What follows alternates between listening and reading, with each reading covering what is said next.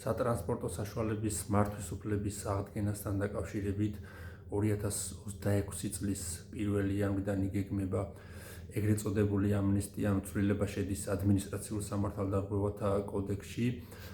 მართვის უფლება აღუდგებად პირებს, რომლებსაც ალკოჰოლური სიმთვრალის მდგომარეობაში მართვის გამო ან საპატრულო პოლიციის მოთხოვნისადმი დაუმორჩილებლობის გამო ჩამორთმეული ჰქონდათ ეს უფლება, აგრეთვე აღუდგებად ეს უფლება ნარკოტიკული დანაშაულის ჩამდენ პირებს, ოღონდ ამ შემთხვევაში საუბარი ადმინისტრაციულ სამართალდარღვევათა კოდექსით გათვალისწინებულ სამართალდარღვევებზე.